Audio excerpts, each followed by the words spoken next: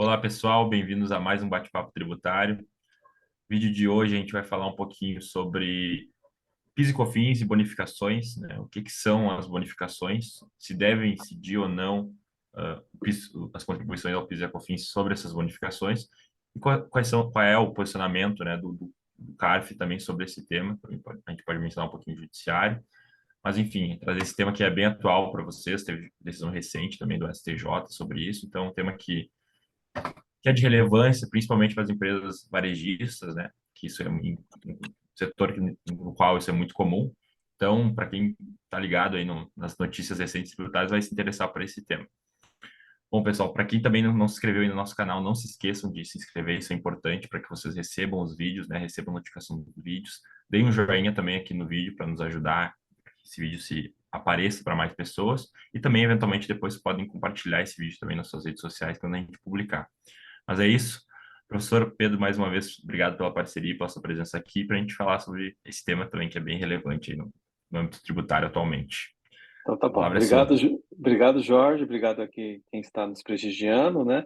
E continuando com essa nossa missão de divulgação e do conhecimento aí do mundo tributário. Então, hoje a gente vai falar de um tema bastante interessante, né? Que afeta a base de cálculo do PIS/COFINS, que é a questão das bonificações, né? Então, a bonificação tem o lado de quem concede e tem o lado de quem recebe as bonificações. Então, a gente vai olhar mais a questão de quem recebe as bonificações, né?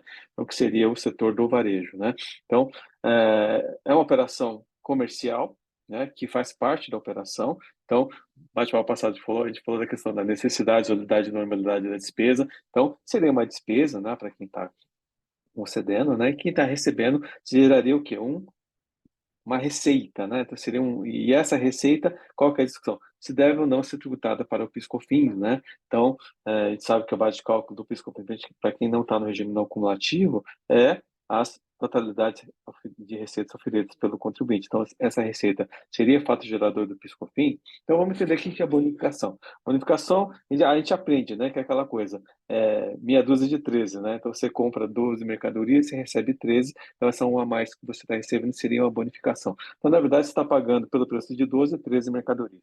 Só que no setor de varejo, né, isso eu posso falar que eu estudei muito isso, inclusive eu escrevi um artigo sobre isso, que saiu no livro Piscofins dos Preços do CARF, da MP Editora, volume 2, se não me engano, e cheguei até a dar um parecer sobre isso para um caso que foi julgado no CARF. Então, eu tive que entender o que são essas bonificações. Não é só receber um produto a mais pelo fato de uma relação comercial. Por exemplo, no setor de varejo, você tem essa questão de, se você posicionar a mercadoria num local um pouquinho melhor, né, dentro do supermercado, você vai pagar por isso, pagando por isso você ganha bonificação, né? Você tem outras operações mercantis que são bonificações que o setor de varejo acaba acontecendo. Então, esse ganho que você estaria tendo, né, porque você está pagando menos, na verdade, por uma mercadoria, está recebendo mais. Isso seria receita ou não? Né? Então, isso tem que ser contabilizado para fins contábeis, e isso geraria um crédito no resultado da empresa. E qual que é a discussão? O fisco vai entender como é crédito, é um lançamento que aumentaria o patrimônio líquido, portanto, seria fato gerador do PIS e da COFINS, portanto, seria tributado. Né? E aí a gente tem que analisar, esse lançamento é receita ou não é receita? Tá? Isso é base de cálculo do PIS/COFINS ou não é? Né? Então, esse lançamento pode ser classificado como redutor de custo, porque você vai reduzir o valor do custo da aquisição da mercadoria. Então, a mercadoria que ela vale 10, você está, na verdade, adquirindo por 9, portanto, é o valor do preço que você está pagando. Portanto, isso é uma redução de custo, portanto, isso não seria receita para o contribuinte. Ou, para alguns casos, seria um desconto financeiro, porque você está tendo um desconto para poder adquirir aquela mercadoria pelo preço mais barato. Então, tendo redutores de custo ou sendo um desconto financeiro, isso não seria fato gerador de PIS e COFINS, porque isso não representaria ingresso de receita nova. Isso não seria faturamento por parte da empresa. Só que a autoridade fiscal tem um posicionamento totalmente diferente, entende que isso é uma receita e, por ser receita, seria tributado para o PIS e pela COFINS. E aí tem vários autos de infrações que são gigantesco, né, Jorge? Porque o volume de operações no setor de varejo, vamos pegar uma grande rede de supermercado, é muito grande. Porque o volume de negociação que você faz para eles é muito grande. Então, o ganho do supermercado, qual que é? É a melhor negociação que você tem. Então, você poder posicionar o seu produto melhor lá na gôndola, é você, por exemplo, né, ter o produto em destaque naquele jornalzinho que você recebe quando você entra, tudo isso faz parte da negociação, né? É você colocar o seu produto, né, melhor posicionado. Se você estiver na frente do supermercado, você vai vender mais, o pessoal chega, olha, e vê aquele preço, vai comprar mais. Se estiver no fundo, você vai, né, a probabilidade da pessoa comprar vai ser menor, porque já passou, então a pessoa vai ter menos vontade de comprar. Então tem toda uma estratégia em relação a isso, que é negociado entre o varejo e o fornecedor. Então, isso para o varejista, né? É receita?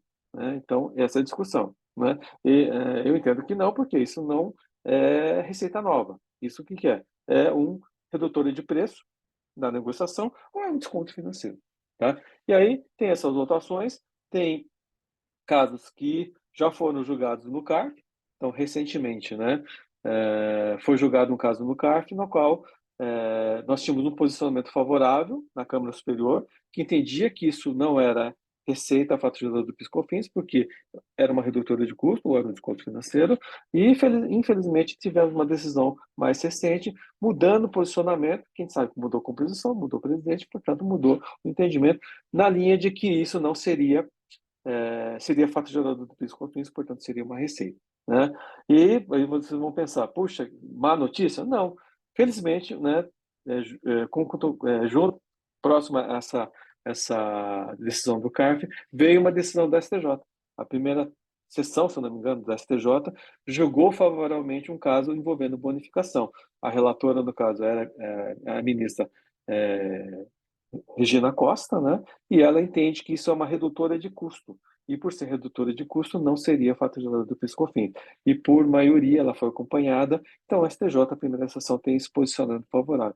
E para nós gera uma esperança, né? Então, o STJ deu esse posicionamento, entendeu a tese, entendeu corretamente, e, portanto, isso não seria fato gerador do PIS/COFINS, porque não seria receita, né, tributável para o PIS/COFINS, porque não é receita nova, né? Então, essa é a discussão, Jorge. Então, acho que é isso que a gente tem que estar atento. Você que gostaria de fazer um comentário? Sei que você trabalhou no escritório que tinha esse tipo de discussão, né? A discussão que eu vi foi no TRF4, inclusive, foi um caso acho que foi esse caso que tu tinha um parecer, e eles acho que foi decisão até unânime, né, nesse sentido de que não teria como tributar porque é redutora do custo, não tem para quem recebe a bonificação. É porque não tem como dizer que essa pessoa está oferindo, vamos dizer assim, entendeu? Receita se ela está pagando menos só, né? Sim, sim, Foi sim, mais ou sim. menos isso, esse é o racional que eles utilizaram. Aí tem aquela discussão, eu não exatamente não lembro se falaram isso nesse caso, mas se essa bonificação de desconto seria incondicional, condicional, se seria relevante ou não, né, para fins Ah, você de, colocou bom, isso mesmo. No CARF tem de considerar como é, receita. isso. E no CARF existe essa questão também, porque a legislação, o que ela fala? O que é você pode excluir da base de cálculo do PIS/COFINS? O desconto incondicional, né? Isso, né, a bonificação é o desconto condicional, porque depende de condição. Então, pelo fato de comprar mais, você vai ter um preço menor. Pelo fato de você comprar mais, você vai ter mais mercadoria, tá? Então, eles entendem que isso não é um desconto incondicional e, além disso, por força disso, não seria dedutível da base de cálculo do PIS/COFINS, porque ele não estaria dentro da previsão legal. Só que assim, ok, não é desconto incondicional, concordo com esse entendimento, só que não é receita, é redutora de custo. Então, se é redutora de custo, ela não seria fato gerador do PIS/COFINS, né? Porque o que você está fazendo ali? Você está pagando um preço menor. E pagar um preço menor, você não teria que ser penalizado por isso, né? Então, essa seria o fundamento da discussão, né, Jorge? E aí que tá, voltando a falar, é importante estudar contabilidade, é importante ter conhecimento contábil, porque você consegue raciocinar contabilmente, verificar como é que isso vai ser classificado contabilmente, para eu entender se isso é ou não redutora de custos, se isso ou não é fato gerador do PIS/COFINS. Então, acho que isso é uma questão também que ajuda, né, para o advogado que vai defender o caso, para poder construir a tese e ficar mais confortável na hora de defender. E a próxima discussão que a gente vai ver também tem um pouco a ver com isso de perdão de dívida, né? Vai tocar um pouquinho nisso. Mas tem vários casos, né, que a gente vê no tributário, quando por exemplo, a pessoa deixa de pagar um negócio, né? E isso ser considerado como se fosse um ganho, Sim, vamos dizer sim. assim. Aí tem também diferenciação para fim de RPJ, para ver se é cresce patrimonial, para ver se receita teria que ser ingresso novo, né? Então, são várias discussões também que não dá para tomar uma decisão, vamos dizer assim, universal, né, sobre isso. Vai um pouco de caso a caso, assim, pelo menos é isso que eu percebo. Então, por exemplo, nesse caso das bonificações, tem uma posição. Agora, no caso que a gente vai falar depois de perdão de dívida, já tem outra que é totalmente diferente, sim, mas sim, são sim, sim. situações que não são tão distantes assim. Então, tudo isso influencia, né, nessa decisão. Mas eu acho que com a decisão do STJ, isso, a tendência é talvez até o CARF mudar o posicionamento, porque os tribunais É, regionais, federais, acho que já tinham um pouco pelo menos o esse TRF4 aqui já entendimento. estava, já tinha esse Sim, entendimento sim, mais sim. pacífico no sentido de que não se tributava.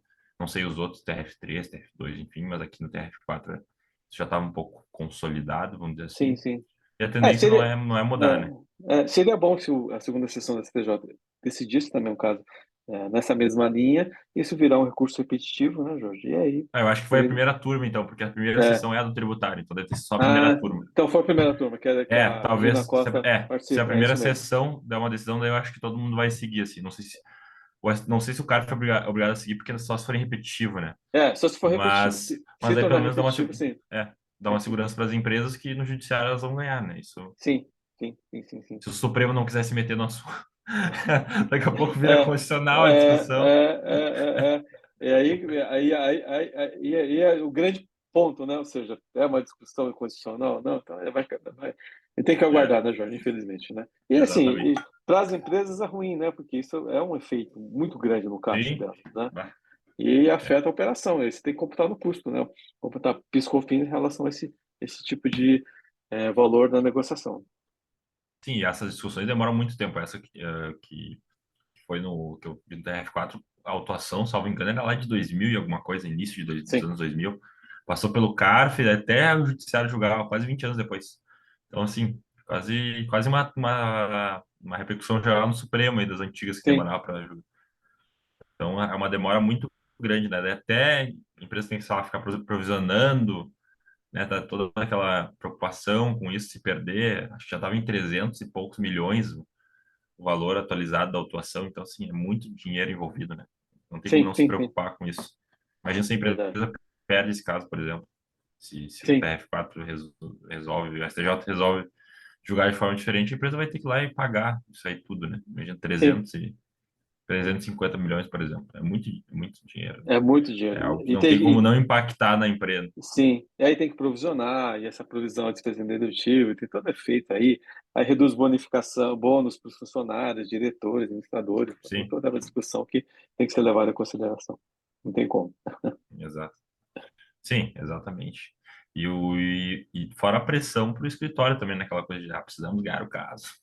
Sim, Então, sim, sim. imagina, é um caso muito relevante, né? Até para uma empresa gigantesca, isso querendo ou não, uma empresa bilionária, como essas redes de supermercados, querendo ou não, 350 milhões é bastante, né? Não tem como dizer Bastante, que não é. bastante.